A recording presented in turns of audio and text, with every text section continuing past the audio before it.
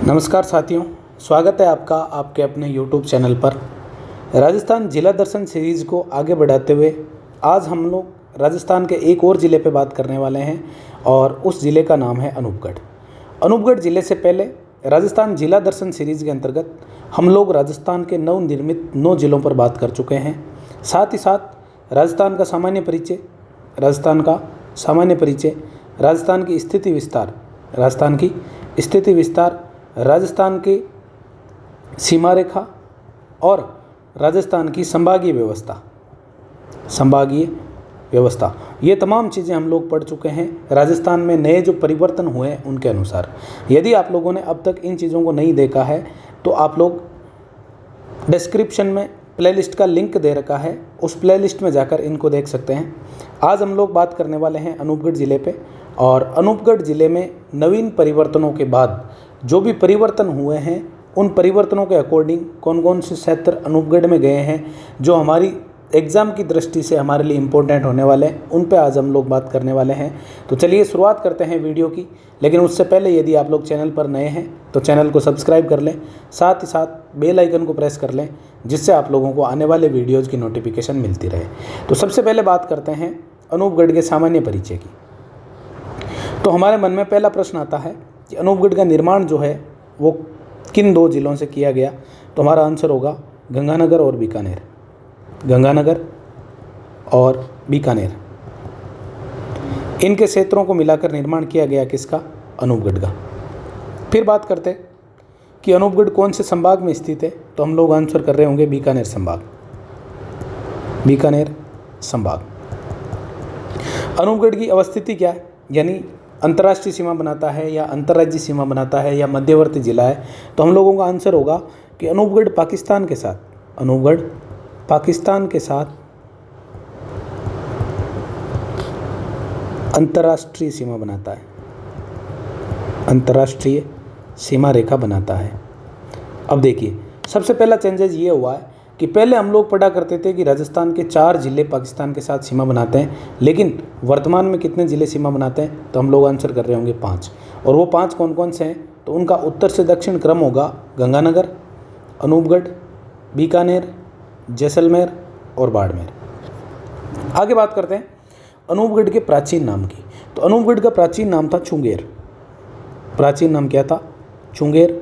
और अनूपगढ़ कस्बा जो है ये महाराजा अनूप सिंह, बीकानेर के महाराजा हुए थे महाराजा अनूप सिंह के द्वारा। किसके द्वारा?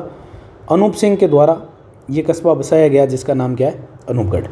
अनूपगढ़ की आकृति की यदि हम लोग बात करें तो अनूपगढ़ की आकृति है बैठे हुए शेर के समान।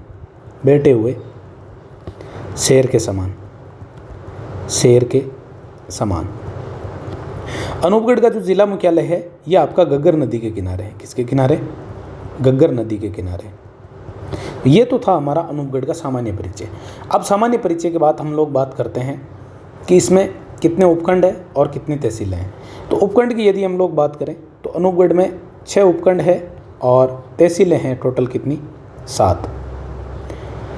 6 उपखंड, उनमें से गढ़साना से 2 तहसीलें बनाई गई है, एक तो गढ़साना और एक रावला। बाकी जो आपका उपखंड है वही तहसील है। तो इस प्रकार से 7 तहसीलें और 6 उपखंड है कहाँ पे? अनूपगढ़ ज़िले में। आगे बात करते हैं अनूपगढ़ से सीमावर्ती ज़िले। अनूपगढ़ से सीमावर्ती ज़िलों की यदि हम बात करें तो अनूपगढ़ जो है ये सीमा बनाता है किसके साथ? बीकानेर और गंगानगर के साथ।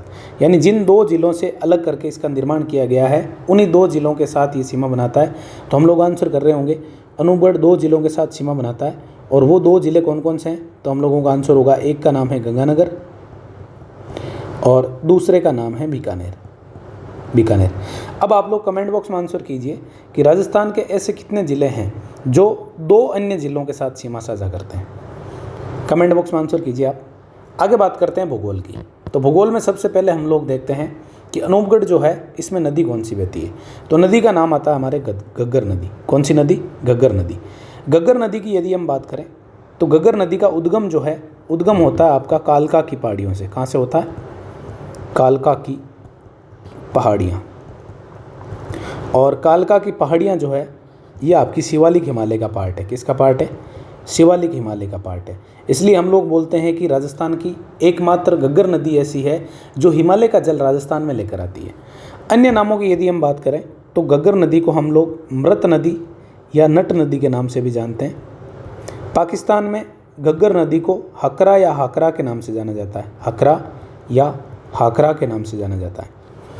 अब अपवा क्षेत्र की यदि हम बात करें तो इसका अपवा क्षेत्र 2 देशों में, कितने देशों में? 2 देशों में। 2 देश कौन कौन से? तो हम लोग आंसर कर रहे होंगे भारत और पाकिस्तान। वहीं भारत में यदि हम लोग बात करें तो भारत के 4 राज्यों में, 4 राज्य कौन कौन से? तो हम लोग आंसर कर रहे होंगे हिमाचल प्रदेश, पंजाब, हरियाणा और राजस्थान। और राजस्थान में यदि हम लोग बात करें तो राजस्थान में पहले ये 2 जिलों में बहती थी। 2 जिले कौन कौन से? तो हम लोग आंसर कर रहे होते हनुमानगढ़ व गंगानगर। हनुमानगढ़ व गंगानगर। लेकिन अब इसमें ऐड हो गया कौन? सूरतगढ़। तो वर्तमान में यदि हम लोगों से पूछा जाए कि घग्गर नदी राजस्थान के कितने जिलों में बहती है तो हम लोग आंसर कर रहे होंगे 3 जिलों में। कितने जिलों में? 3 जिलों में। आगे बात करते हैं इसके किनारे स्थित सभ्यताएं कौन कौन सी हैं। तो घग्गर नदी के किनारे यदि हम सभ्यताओं की बात करें तो एक सभ्यता हम लोग पढ़ते हैं कालीबंगा। कालीबंगा सभ्यता जो कि किस नदी के किनारे स्थित है? घग्गर नदी के किनारे स्थित है और ये आपकी हनुमानगढ़ में स्थित है। कहाँ पे स्थित है? हनुमानगढ़ में स्थित है। अब आप लोग कमेंट बॉक्स में आंसर कीजिए कि कालीबंगा सभ्यता की खोज किसने की थी। इसके किनारे यदि हम लोग दुर्ग की बात करें तो घग्गर नदी के किनारे भटनेर दुर्ग स्थित है। कौन सा दुर्ग? भटनेर दुर्ग स्थित है। और इसके किनारे स्थित नगरों की यदि हम लोग बात करें, शहर या नगर बोल दो, तो उनमें कौन कौन से हो जाएंगे? तो हमारा आंसर होगा अनूपगढ़। और हम लोगों ने देखा था सामान्य परिचय में कि अनूपगढ़ जो है इसका जिला मुख्यालय कौन सी नदी के किनारे? घग्गर नदी के किनारे। अनूपगढ़ के अलावा गंगानगर का एक शहर है जिसका नाम है सूरतगढ़। सूरतगढ़ कस्बा जो कहाँ पड़ता है? गंगानगर में। गंगानगर में। और हनुमानगढ़ जंक्शन, हनुमानगढ़ जंक्शन ये कहाँ पड़ता है? हनुमानगढ़ में। यानी तीनों जिलों के एक एक कस्बा आ गया। अनूपगढ़ जिला मुख्यालय अनूपगढ़ जिले का, सूरतगढ़ जो कि गंगानगर ज़िले से, और हनुमानगढ़ जंक्शन ये कहाँ से है? हनुमानगढ़ ज़िले से। हनुमानगढ़ जंक्शन के बारे में ये कहा जाता है कि हनुमानगढ़ जंक्शन जो है ये आपका घग्गर नदी के पाटे के नीचे स्थित है। घग्गर नदी का जो पाटा है यानी घग्गर नदी का जो तल है उस तल से भी नीचे स्थित नगर या कस्बा कौन सा है? तो हम लोग आंसर कर रहे होते हैं हनुमानगढ़ जंक्शन। आगे बात करते हैं कि राजस्थान में घग्गर नदी का जो अपवा क्षेत्र है इसको नाली कहा जाता है। इसको क्या कहा जाता है? नाली कहा जाता है। और नाली या पाट बोल सकते हैं, नाली या पाट कहा जाता है। और इस क्षेत्र में भेड़ की एक नस्ल पाई जाती है, उस नस्ल का नाम भी क्या है? नाली है। इस प्रकार से ये हमारी घग्गर नदी जो कि राजस्थान के 3 जिलों से प्रवाहित होती है। पहले हम लोग 2 जिले पढ़ते थे, गंगानगर और हनुमानगढ़। अब इसमें एक और नया जिला ऐड कर देना है और उस जिले का नाम क्या है? तो हम लोग आंसर कर रहे होंगे अनूपगढ़। फिर बात करते हैं राजस्थान की पहली नहर जिसका नाम है गंग नहर, या यूँ कहें कि राजस्थान की सबसे प्राचीनतम नहर गंग नहर। गंग नहर जो है इसका उद्गम कहाँ से होता है? तो हम लोग आंसर करेंगे हुसैनी वाला हेड से। कहाँ से होता है? हुसैनी वाला हेड जो कहाँ पड़ता है? पंजाब में। और नदी की यदि हम लोग बात करें तो कौन सी नदी? सतलज नदी। अब ये आपकी हुसैनी वाला हेड से लगा के और गंगानगर के शिवपुर हेड तक आती है। कहाँ तक आती है? शिवपुर हेड गंगानगर तक आती है। इसका शिलान्यास किया गया था 5 सितंबर 1921 को, और उद्घाटन जो इसका किया गया वो किया गया था 26 अक्टूबर 1927 को। और उद्घाटन किया था इसका लॉर्ड इरविन ने। गंग नहर जो है इसके इंजीनियर का नाम था कंवर सेन। इंजीनियर कौन थे? कंवर सेन थे। अब राजस्थान में गंग नहर का प्रवेश जो होता है ये खक्कन गांव से होता है। कहाँ से होता है? खक्कन गांव। और खक्कन गांव कहाँ पड़ता है? तो हम लोग आंसर कर रहे होंगे गंगानगर में। गंगानगर। इसे लाभान्वित जिलों की यदि हम लोग बात करें तो इससे लाभान्वित जिलों में पहला जिला जो आता है उसका नाम है गंगानगर। पहले हम लोग पढ़ा करते थे कि एक ही जिला लाभान्वित होता है और वो गंगानगर। अब लाभान्वित जिलों की संख्या हो गई 2, गंगानगर, और गंगानगर के साथ कौन सा जिला? अनूपगढ़ जिला। आप लोग कमेंट बॉक्स में आंसर कीजिए कि गंगनेर जो है इससे कितनी लिफ्ट नहरें निकाली गई है, इससे कितनी लिफ्ट नहरें निकाली गई है और उन लिफ्ट नहरों के नाम क्या क्या है। आगे बात करते हैं इंदिरा गांधी नहर परियोजना की। तो इंदिरा गांधी नहर परियोजना जो है, जिसको हम राजस्थान की सबसे बड़ी नहर परियोजना बोलते हैं, इसका उद्गम होता है हैरी के बैराज से। कहाँ से? हैरी के बैराज। और इसका प्रवाह जो है ये 3 राज्यों में होता है, पंजाब, हरियाणा और राजस्थान। इंदिरा गांधी नहर परियोजना जो है इसका प्राचीन नाम हुआ करता था राजस्थान नहर। नाम क्या हुआ करता था? राजस्थान नहर। अन्य नामों की यदि हम लोग बात करें तो इसको राजस्थान की जीवन रेखा, राजस्थान की जीवन रेखा। आप लोग कमेंट बॉक्स में आंसर कीजिए कि इंदिरा गांधी नहर के अलावा और किसको राजस्थान की जीवन रेखा कहा जाता है। साथ ही साथ इसको मरुगंगा के नाम से भी जानते हैं, मरुगंगा। अब कंवर सेन द्वारा ये जो नहर है, इस नहर की रिपोर्ट भारत का जो जल शक्ति मंत्रालय तो अब बना है, तो वाटर डिपार्टमेंट जो है इंडिया का, उसको कंवर सेन के द्वारा जो रिपोर्ट भेजी गई थी, वो रिपोर्ट कब भेजी गई थी? आप लोग कमेंट बॉक्स में आंसर कीजिए। बात करते हैं इसकी कुल लंबाई की। तो कुल लंबाई 649 किलोमीटर है। कितनी है? 649 किलोमीटर। 649 किलोमीटर में से यदि हम लोग बात करें तो एक तो है आपका फीडर नहर वाला एरिया। फीडर नहर जो है उसकी लंबाई है 204 किलोमीटर। और मुख्य नहर जो है, मुख्य नहर की लंबाई कितनी है? तो हम लोग आंसर कर रहे होंगे 445 किलोमीटर। बहुत बार प्रश्न पूछा जाता है कि इंदिरा गांधी नहर जो है इसमें मुख्य नहर की लंबाई कितनी है, तो हम लोग आंसर कर रहे होंगे 445 किलोमीटर। अब आगे यदि हम लोग बात करें, देखिए कंप्लीट इंदिरा गांधी नहर परियोजना यदि हम लोग देखना चाहें तो कम से कम 1 घंटा लगता है इंदिरा गांधी नहर परियोजना को पढ़ने में। हम बेसिक चीज़ें कर रहे हैं, जो चीज़ें हमारी नए ज़िले से रिलेटेड है उनके बारे में बात कर रहे हैं। साथ ही साथ सामान्य परिचय, जो चीज़ हम लोग कर रहे हैं उसका सामान्य परिचय देख रहे हैं कि वो है क्या। शाखाओं की यदि हम बात करें तो इंदिरा गांधी नहर पर 9 शाखाएं हैं। कितनी शाखाएं? 9 शाखाएं हैं। और इन 9 शाखाओं में से अनूपगढ़ से संबंधित जो शाखा है उसका नाम है अनूपगढ़ शाखा, अनूपगढ़ शाखा। और ये जो 9 शाखाएं हैं, इन 9 शाखाओं में सबसे लंबी जो शाखा है उसका नाम अनूपगढ़ शाखा है। सबसे लंबी शाखा, लंबी शाखा। आगे बात करते हैं लिफ्ट नहरों की। तो इंदिरा गांधी नहर परियोजना के ऊपर 7 लिफ्ट नहरें बनी हुई है। इन 7 लिफ्ट नहरों में से अनूपगढ़ से संबंधित जो लिफ्ट नहर है उसका नाम है कंवर सेन लिफ्ट नहर। उसका नाम क्या है? कंवर सेन लिफ्ट नहर, लिफ्ट नहर। इसके प्राचीन नाम की यदि हम बात करें तो इसका प्राचीन नाम था लूणकरणसर, लूणकरणसर लिफ्ट नहर, लिफ्ट नहर।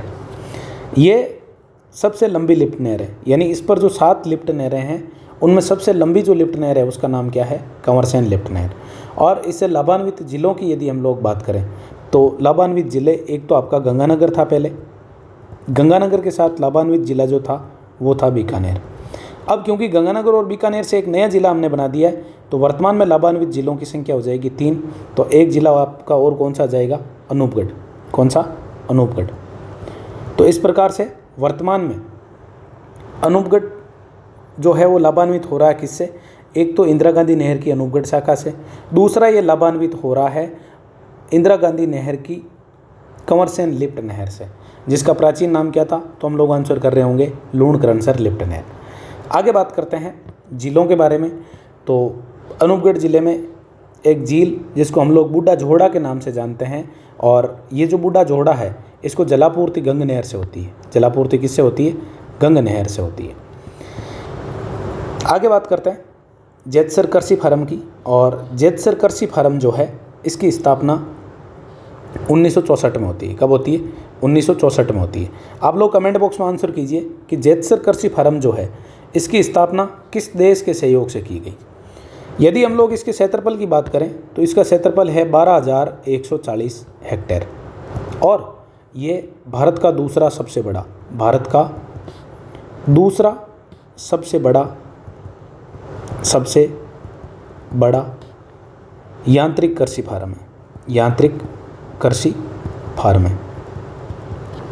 तो आप लोगों के मन में प्रश्न आ रहा होगा, तो भारत का सबसे बड़ा यांत्रिक कृषि फार्म कहाँ है? तो आपका सूरतगढ़। कहाँ पे स्थित है? सूरतगढ़। और सूरतगढ़ कहाँ पड़ता है? गंगानगर में। गंगानगर में।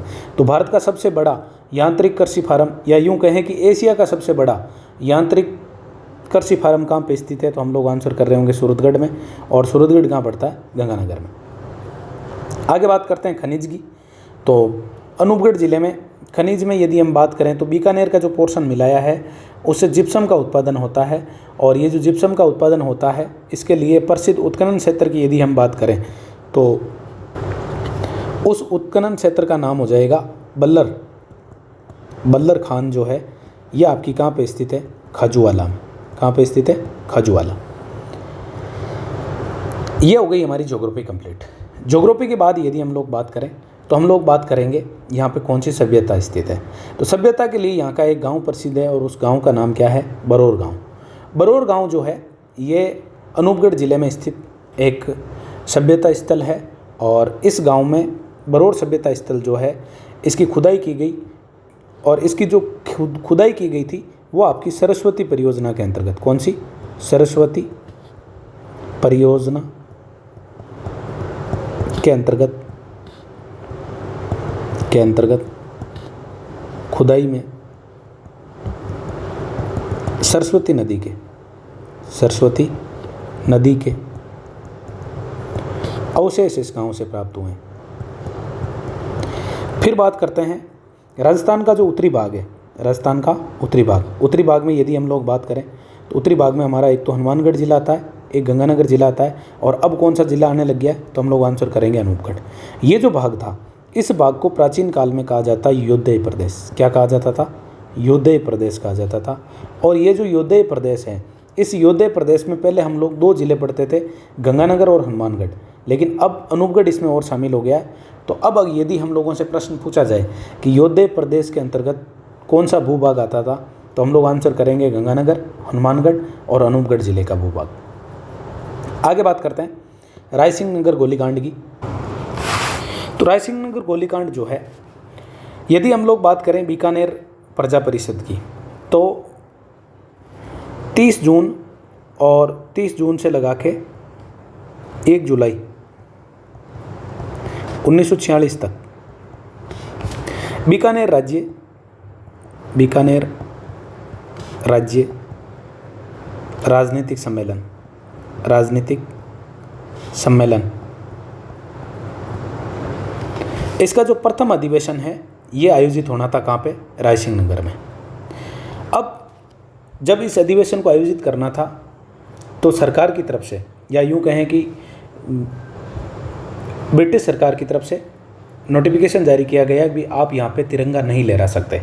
तो 30 जून को यहाँ पे तिरंगा नहीं लहराया गया, लेकिन 1 जुलाई को यहाँ पे तिरंगा लहराया गया। और ये जो आपका रायसिंह नगर है ये उस समय बीकानेर में पड़ता था। कौन सी रियासत?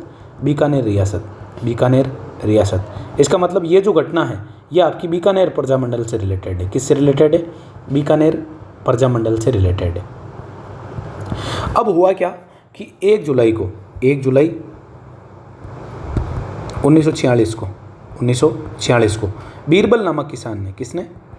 बीरबल नामक किसान ने तिरंगा फहराया और गोलीबारी में वो शहीद हो गए। उन्हीं की याद में बीरबल दिवस मनाया जाता है। बीकानेर प्रजामंडल जो थी उसमें बीरबल दिवस मनाया गया। तो आप लोग कमेंट बॉक्स में आंसर कीजिए कि बीकानेर प्रजामंडल के द्वारा बीरबल दिवस जो है वो कब मनाया गया। बीरबल दिवस का संबंध पूछा जाता है तो हम लोग आंसर कर रहे होंगे बीकानेर प्रजामंडल।